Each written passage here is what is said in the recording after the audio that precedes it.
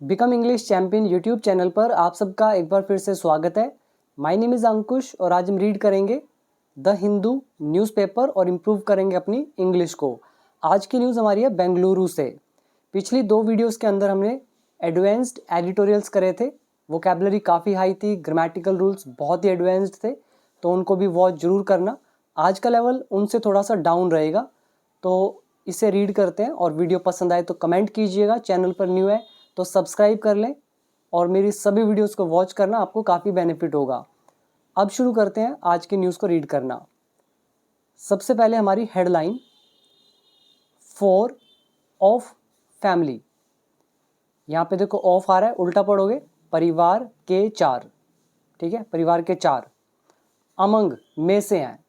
Among एक preposition है, मतलब क्या होता है, जैसे बिटवीन इस दो के बीच से, ऐसी 3 या 3 से ज़्यादा लोग हैं उनके बीच से की बात कर रहे हैं तो यूज़ करते हैं अमंग। ठीक है, तो एक परिवार के जो 4 हैं वो में से हैं। किस में से हैं? 5 में से हैं। 5 कौन?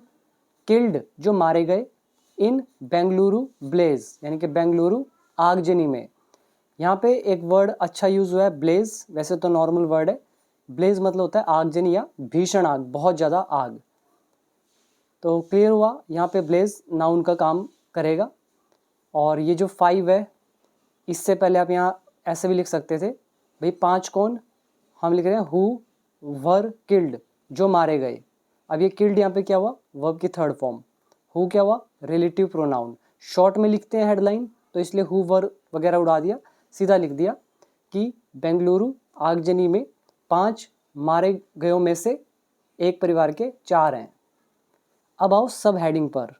और ये जो वर्ड है ना ब्लेज, ये ऑलरेडी मैंने ऐड किया हुआ 258 नंबर, चेक कर लेना। जो हमारी ये पीडीएफ है द हिंदू न्यूज़पेपर वाली, तो उसका वर्ड चेक करना। और आज जो नए वर्ड ऐड करें 940 से ऐड ऑन हुए हैं। और ये पीडीएफ है मेरे कोर्स में। अगर आपको इंग्लिश सीखना है तो आप मेरा complete English course basic to advance level तक ज्वाइन कर सकते हो। इसके लिए ऐप डाउनलोड कर लेना, बिकम इंग्लिश चैम्पियन। बाकी डिटेल आपके सामने है। अभी आ जाओ वापस सब हेडिंग पर। यहाँ लिखा है 3 चिल्ड्रन 3 बच्चे, अमंग में से हैं या में से थे, वो आप बाद में पढ़ के गैस कर सकते हो। है लगाओगे या था या थी लगाओगे। तो 3 चिल्ड्रन अमंग 3 बच्चे थे, दोज तो किन में से कह रहे हैं, दोज उनमें से। दोज कौन, अब मैं यहाँ पे डाल देता हूँ who relative pronoun, who were killed जो मारे गए। अब पूरा सेंस दे रहा है, जो मारे गए उनमें से 3 थे बच्चे। ठीक है, who were killed along with a worker, एक वर्कर के साथ।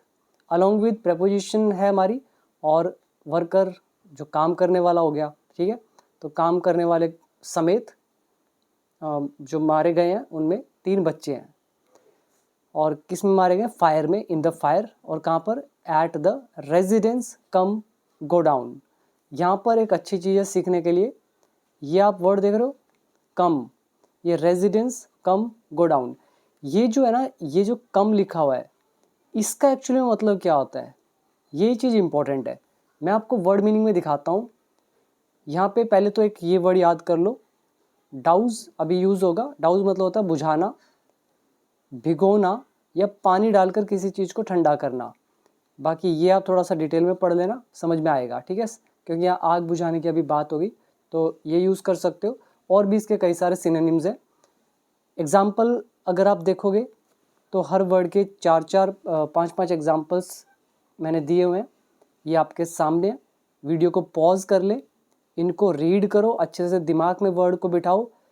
बार बार करोगे तो याद रहेगा, एक बार 2 बार करके छोड़ दोगे, गैप दे दोगे तो वो भूल जाएगा।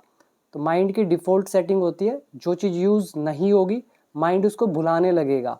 इसीलिए वर्ड को स्ट्रॉन्ग करने का एक ही फॉर्मूला होता है, दैट इज़ रेपिटिशन। मैंने भी बहुत बहुत बार अपने वर्ड्स रिवाइज किए थे। जो आपको कोर्स में 4000 वर्ड दिखते हैं, तो इनको इतनी बार रिपीट किया हुआ है कि अभी मेरे बहुत स्ट्रॉन्ग है। आपको भी करने पड़ेंगे, तभी बेनिफिट होगा। और इसके सिनोनिम्स ये लिखे हुए हैं आपके सामने। एक्सटिंग्विश एक फ्रेजल वर्ब भी होती है जिसको हम पुट आउट बोलते हैं, पुट आउट। ठीक है, बाकी ये आपके सामने है। अभी हम दूसरा वर्ड देख रहे थे, that is come. Word number 941 कम। इसका मतलब होता है के साथ साथ या भी, दो भूमिकाओं उपयोगों का मेल। अभी भी आपको शायद पढ़ के समझ ना आया हो, अभी मैं आपको दिखा देता हूँ एग्जाम्पल से समझो। जैसे यहाँ पे लिखा हुआ है टीचर कम राइटर, बीच में आ गया कम, इसका मतलब टीचर तो बंदा है ही है, साथ ही साथ राइटर भी है, तो के साथ साथ। अब आया समझ में, he works as a teacher cum writer, तो वो एक टीचर की तरह भी काम करता है, वर्कर की तरह भी। They live in a shop come house, वो शॉप में रहते हैं, कम हाउस मतलब हाउस में रहते हैं, यानी कि उनका जो ये बिल्डिंग है वो हाउस भी है शॉप भी है, तो इसका मतलब क्या हुआ, कम। मतलब दुकान करी हुई है लेकिन वो हाउस की तरह भी काम कर रही है, ठीक है। एक और देख लो, सेमिनार कम वर्कशॉप, तो सेमिनार भी है वो साथ साथ वर्कशॉप भी है। हिंदी आप पढ़ते जाना। म्यूज़ियम कम लाइब्रेरी, तो वो म्यूज़ियम भी है साथ साथ लाइब्रेरी भी है। सिंगर कम एक्टर, सिंगर भी है साथ साथ एक्टर भी है, that is called cum. I hope you got it. Now get back to the topic. तो कह रहे हैं 3 बच्चे उनमें से हैं जो मारे गए हैं वर्कर के साथ आग में, रेजिडेंस कम गोडाउन में। अब ये क्या हुआ, रेजिडेंस मतलब निवास स्थान, गोडाउन मतलब क्या हुआ, गोदाम जहाँ पे स्टोर करके रखते हैं सामान को। तो निवास स्थान भी था, साथ के साथ गोडाउन भी बना रखा था, मतलब रह भी रहे थे वहीं पे, साथ ही साथ स्टोर रूम भी बना रखा था, ठीक है, गोडाउन। फिर देखो सेमीकोलन लगा हुआ है, सेमीकोलन बताता है कि हमारा न्यूज़ का एक पार्ट खत्म हुआ और दूसरा पार्ट कौन सा है। द बिल्डिंग वॉज लोकेटेड, ये जो बिल्डिंग है ये लोकेटेड थी, लोकेटेड एडजेक्टिव है, इसके लिए आप एक और वर्ड यूज़ कर सकते हो, सिचुएटेड। तो ये स्थित थी, कहाँ पर थी, इन अ नैरो लेन, एक नैरो लेन में। नैरो समझ रहे हो, भीड़ भाड़ वाली नहीं कहेंगे, मतलब बड़ी ही तंग, एक गली इतनी चौड़ी है, एक गली सिर्फ इतनी सी है, ये देख रहे हो, इतनी सी चौड़ी बस, और एक इतनी चौड़ी है। तो नैरो कौन सी हुई, ये। वाइड कौन सी हुई, ये। तो कहाँ पे लोकेटेड थी ये बिल्डिंग, नैरो लेन में, ठीक है, नैरो गली में। एंड और इट टुक 12 आवर्स, और 12 घंटे लगे, टू डाउज द फायर, आग को बुझाने में। ऑनर्स बुक्ड, जो मालिक हैं उनके खिलाफ मामला दर्ज किया गया। बुक मतलब मामला दर्ज करना, ठीक है। और इसमें रूल अगर देखो ध्यान से, यहाँ हु रिलेटिव प्रोनाउन है, ये हमारी सब हेडिंग है, इसलिए रूल उतने मायने नहीं रखते हैं, शॉर्ट में लिखे जाते हैं, बट फिर भी मैं बता देता हूँ। हु यहाँ रिलेटिव प्रोनाउन है, वर लगा, और किल्ड वर्ब की थर्ड फॉर्म। हु ऑब्जेक्ट का भी काम कर रहा है, who were killed past indefinite tense. Then the building was located, ये हमारा नाउन एडजेक्टिव का चैप्टर है, पास्ट का। फिर ये लेसन हमारा आ गया इट टुक, वर्कबुक पार्ट 2 का लेसन है, वीडियो नंबर आई थिंक 100 के आसपास होगा, ये चेक करना, डिटेल में है, तो आपके सामने है। वर्ड मीनिंग पे आओ, यहाँ पे हमने पहला देखा वर्ड ब्लेज, भीषण आग, बहुत ज़्यादा आग। कम मतलब एक चीज़ तो है, कोई चीज़ है और साथ साथ दूसरी भी है। देन लोकेटेड, स्थित होना, नैरो लेन, तंग गली, और ये हमारा वर्ड जो अभी देखा था डाउज, बुझाना या गीला करना। अभी आ जाओ मेन न्यूज़ पर। सबसे पहले इमेज के नीचे पुलिस पर्सोनेल, पुलिस जो कर्मचारी हैं, एंड फायर सर्विस पर्सोनेल, और जो दमकल सेवा जो ये कर्मचारी हैं। ड्यूरिंग रेस्क्यू ऑपरेशंस, तो बचाव अभियानों के दौरान। एट अ कॉम्प्लेक्स, कॉम्प्लेक्स में बेंगलुरु में, तो ये आप देख रहे हो पुलिस और फायर सर्विस के पर्सनल हैं, कर्मचारी हैं। यहाँ पे अच्छा वर्ड है पर्सनल, बड़ी बहुत बार कर चुके हैं, ऑलमोस्ट पता नहीं 50 60 100 बार कर चुके हैं। तो अब आ जाओ मेन न्यूज़ पर।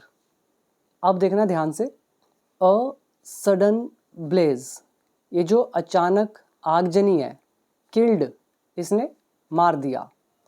अ सडन ब्लेज यहाँ पूरा का पूरा सब्जेक्ट, किल्ड वर्ब की second form, past indefinite active voice. इसमें जो ब्लेज है नाउन है, सडन एक एडजेक्टिव है, और अ हमारा हो गया आर्टिकल। तो एक अचानक से हुई जो आगजनी है, किल्ड, इसने किल कर दिया, एन एंटायर फैमिली, एक पूरे परिवार को, ठीक है। और पूरा परिवार कितने का था, ऑफ 4, 4 का। तो 4 का जो पूरा का पूरा परिवार है उसको किल कर दिया इस सडन ब्लेज ने।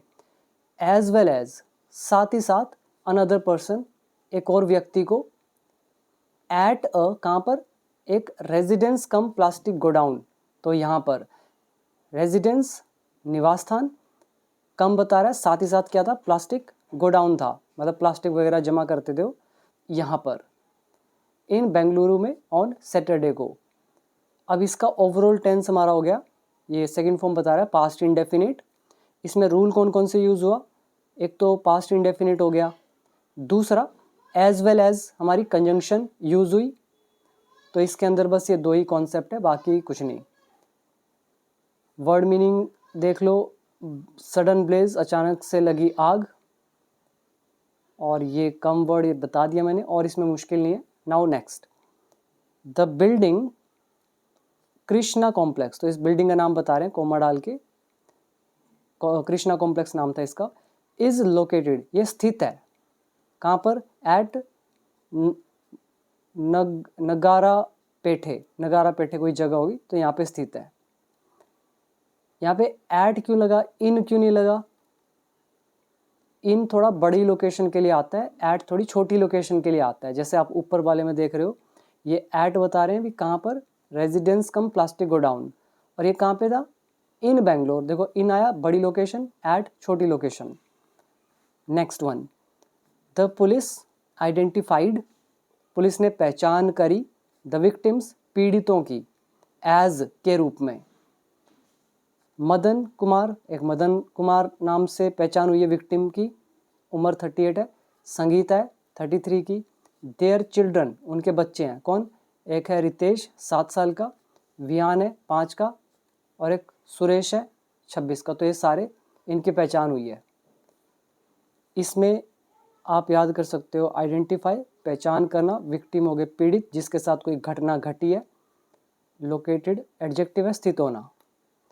नेक्स्ट वन, मदन कुमार, यहाँ पे डाल दिया कॉमा, कौन है ये Madan Kumar, a native of Rajasthan, Rajasthan का एक मूल निवासी। नेटिव होता है मूल निवासी, यानी कि जो ओरिजिनली कहीं से हो। तो मदन कहाँ से था, राजस्थान से। Had taken the building on rent, तो इसने बिल्डिंग को किराए पर लिया था।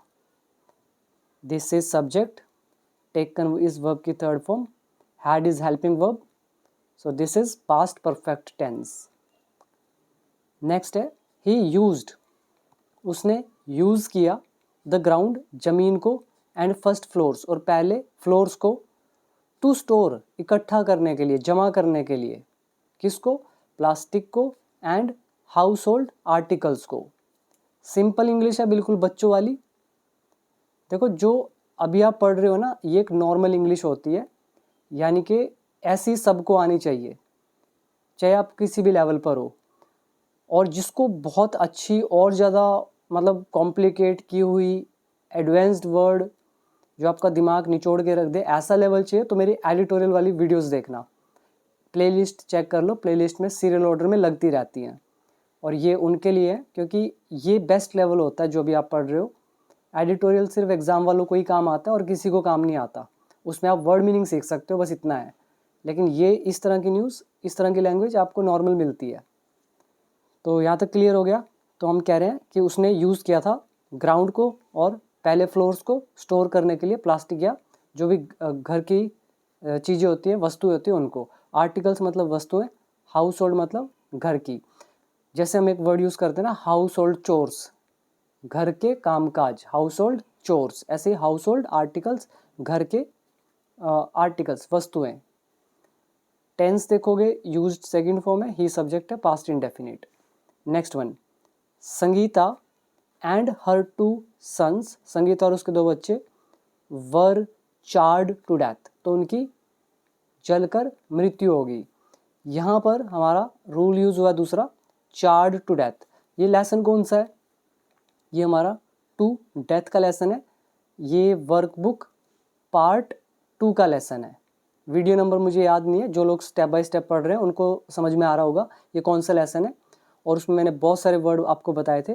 तो चार्ड मतलब जल के मरना, और यहाँ पे वर लगा है, चार्ड यहाँ पे वर्ब की थर्ड फॉर्म का काम कर रहा है, और संगीता एंड हर 2 सन्स ये ऑब्जेक्ट है। तो टेंस है पास्ट इंडेफिनिट पैसिव वॉइस, ठीक। तो संगीता और उसके 2 बच्चे जलकर उनकी मौत हो गई, वाइल जब देवर अस्लीप वे सोए हुए थे। अस्लीप मतलब सोया हुआ, अस्लीप एक एडजेक्टिव होता है, दे सब्जेक्ट है, वर हेल्पिंग वर्ब, तो नाउन एडजेक्टिव का चैप्टर। वाइल हमारी कंजंक्शन है जो दिखा रही है 2 कामों के एक साथ होने की, मतलब 2 काम एक साथ हो रहे हैं इनको बता रहा है, ठीक। तो जब वे सो रहे थे ऑन द 3rd फ्लोर, तीसरी फ्लोर पर, ऑफ द कॉम्प्लेक्स, कॉम्प्लेक्स की। बिल्कुल सिंपल इंग्लिश। आगे देखो, मदन कुमार, यहाँ पे डाल दिया कोमा, यहाँ से यहाँ तक। तो मदन कुमार, अब ये कौन मदन कुमार? हु वर्कड, जो काम करता था, ये सब्जेक्ट, ये वर्ब की सेकंड फॉर्म, जो काम करता था ऑन द ग्राउंड फ्लोर, जमीन पर, मतलब जमीन वाला जो सबसे ग्राउंड फ्लोर जिसको बोलते हो, सबसे नीचे वाला, सबसे नीचे कह लो, तो वहाँ काम करता था। तो ये बंदा जो है हैड लॉक्ड द हाउस, तो इसने लॉक कर दिया था घर को, फ्रॉम आउटसाइड, बाहर से, ठीक है। अब यहाँ पे कोमा डाल के इसका रिजल्ट बता रहे हैं, इससे हुआ क्या। ये जो रिजल्ट बता रहे हैं, रिजल्ट वर्ब लगाते हैं, आईएनजी लगाते हैं, वीडियो नंबर है 286, ये आप देखना समझ में आएगा ये किस तरह की ट्रांसलेशन है। तो इसने बंद किया हुआ था घर को बाहर से, मेकिंग इट डिफ़िकल्ट, जिससे मुश्किल हो गया था, फॉर द फैमिली मेम्बर्स के लिए, टू एस्केप, बच निकलना, ठीक है। या कहो जिसने, मतलब इस हरकत ने, इस लॉक लगाने ने मुश्किल कर दिया था परिवार के लिए निकलने के लिए, एस्केप, बच निकलना। द पुलिस सैड, पुलिस ने कहा। Next one, Suresh Kumar an employee. अब ये सुरेश कुमार की बात हो रही है, कौन सुरेश कुमार? कह रहे हैं एन एम्प्लॉय, जो एक कर्मचारी है, हु वॉज अस्लीप, जो सोया हुआ था, ऑन द 2nd फ्लोर, दूसरी फ्लोर पर, डाइड, वो मर गया। यहाँ पर सुरेश कुमार डाइड, सुरेश कुमार मर गया, past indefinite tense, active voice. Suresh Kumar कौन? कोमा डाल के बता दिया, एन एम्प्लॉय, ये एक कर्मचारी है। और कर्मचारी कौन? फिर हमने हु रिलेटिव प्रोनाउन लगा दिया, सब्जेक्ट भी है, तो who were asleep, who was asleep, जो सोया हुआ था, अस्लीप इज एडजेक्टिव, सोया हुआ। तो सुरेश कुमार एक कर्मचारी जो था, जो सोया हुआ था 2nd फ्लोर पे, वो मर गया। अदर कह रहे बाकी, अन्य, स्टेइंग, जो ठहरे हुए थे, ऑन द सेम फ्लोर, उसी फ्लोर पे, यानी कि 2nd वाली पे या 3rd पे, जो भी जिन भी फ्लोर्स की बात हुई है। तो रैन, ये भाग गए। यहाँ पे अदर्स जो है सब्जेक्ट है, इसकी ये होगी हमारी 2nd फॉर्म। और अदर्स कौन? हु वर स्टेइंग, अब हु वर को उड़ा दिया, सीधे लिखा स्टेइंग, जो ठहरे हुए थे उसी फ्लोर पे, तो वो भाग गए टू द टेरेस, छत पर, एंड एस्केप्ड, और बच निकले। यहाँ पर एस्केप्ड 2nd फॉर्म, रैन 2nd फॉर्म। सिंपल इंग्लिश, यहाँ पे वर्ड याद करो, टेरेस, छत को बोलते हैं रूफ को, एस्केप इज बच निकलना, अस्लीप इज सोया हुआ। इसके बाद आ जाओ नेक्स्ट पैराग्राफ, नैरो लेन, मतलब तंग गली, इसको पता नहीं संक्रिय गली भी ऐसा कुछ बोलते हैं, मुझे पता नहीं, एग्जैक्ट याद नहीं, संक्रिय ऐसा कुछ होता है, या संक्रित हो गया, संक्रिय होगा। तो यहाँ पे लिखा है the building was in a narrow lane, building थी तंग गली में, विद नैरो स्टेयर्स, और तंग सीढ़ियों के साथ। स्टेयर्स मतलब सीढ़ियाँ, नैरो इज जो बहुत भीड़ी हो, जैसे ये दिख रहा है ना गली कितनी भीड़ी सी है, ऐसी जो पौड़ियाँ भी थी वो भी बहुत ही भीड़ी थी। तो बिल्डिंग थी एक तंग गली में, तंग पौड़ियों के साथ। कोमा डाल के बता रहे हैं इसका रिजल्ट। अब आ रहा है वीडियो नंबर 286, क्या हुआ इससे? मेकिंग इट डिफ़िकल्ट, जिसने मुश्किल कर दिया, for the fire services personal, fire services personal के लिए, इन कर्मचारियों के लिए क्या मुश्किल किया? टू रीच, पहुंचना, कहाँ पर? द 3rd फ्लोर, तीसरी फ्लोर तक। Next is the heat and smoke, जो तपिश है और जो धुआं है, ऑल्सो प्रूव्ड, तो ये भी सिद्ध हुए, अ हिंड्रेंस, एक बाधा। ये हमारा देखो वीडियो नंबर 127, सीम टू भी वो लेसन है, वैसा ही कॉन्सेप्ट हमारा आ गया ये वाला, ठीक है। तो हीट जो गर्मी है या तपिश है, और जो धुआं है, तो ये भी सिद्ध हुए हिंड्रेंस। हिंड्रेंस होती है रुकावट या बाधा। ये वर्ड हम ऑलरेडी कर चुके हैं, तो मैंने बार बार ये वर्ड ऐड नहीं करे हैं, ठीक है। तो जब ये जो आपको PDF दिख रही है, इसके अंदर सिर्फ नए वर्ड ही ऐड होते हैं और नहीं होते। तो आज 2-3 वर्ड ही मिले थे, तो ये 941 तक ही अपडेटेड है, 942 नेक्स्ट वीडियो में अपडेट होंगे, ठीक है। तो हिंड्रेंस ऑलरेडी किया हुआ है, बार बार करने की जरूरत नहीं है। तो ये जो तपिश है, धुआं है, तो इसने ये सिद्ध हुए रुकावट। एंड और इट टुक, और लगा लगभग 12 घंटे, टू डाउस द फायर, आग को बुझाने में।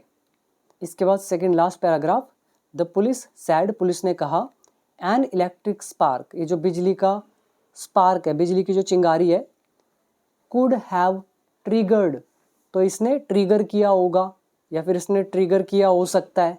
ट्रिगर मतलब पैदा करना, किसी चीज़ का कारण बनना। तो हो सकता है कि ये जो इलेक्ट्रिक स्पार्क है, इसने पैदा किया हो सकता है द फायर, आग को। समझे? ट्रिगर समझ रहे हो? ट्रिगर मतलब कारण बनना किसी चीज़ का, या पैदा होना, पैदा करना। ये हमारा कुड हैव बताता है पास्ट पॉसिबिलिटी को, और ये हमारा एक्चुअली नरेशन का कॉन्सेप्ट है आपके सामने। तो क्लियर हुआ? पुलिस ने कहा कि जो इलेक्ट्रिक स्पार्क है, तो ये कारण हो सकता है आग का। अब मैं सकता है बोल रहा हूँ क्योंकि ये नरेशन है, आप सकता था भी बोल सकते हो, बट सकता है अच्छा रहता है क्योंकि ये नरेशन है, इसीलिए। नहीं तो हम यहाँ सकता था बोल सकते हैं, कोई गलत नहीं है, सही होगा। अभी आ जाओ लास्ट हमारे सेंटेंस पे, और जिसको रूल्स में मास्टर बनना है तो वो कोर्स को ज्वाइन डेफिनेटली कर लेना, तो आपके सारे रूल्स कवर हो जाएंगे, ये मेरी गारंटी है। उसके अलावा कुछ सीखने का जरूरत नहीं पड़ेगा, आपके लिए काफ़ी होगा, क्योंकि उससे बाहर आपको रूल मिलेंगे ही नहीं। ये मैं आपको इतना कह सकता हूँ, बाकी पढ़ना ना पढ़ना आपके ऊपर है। जिससे पढ़ना है वो ऐप डाउनलोड कर लेना, बिकम इंग्लिश चैम्पियन। अब आ जाओ लास्ट पैराग्राफ पे, a case has been registered, एक जो केस है ये दर्ज कर लिया गया है।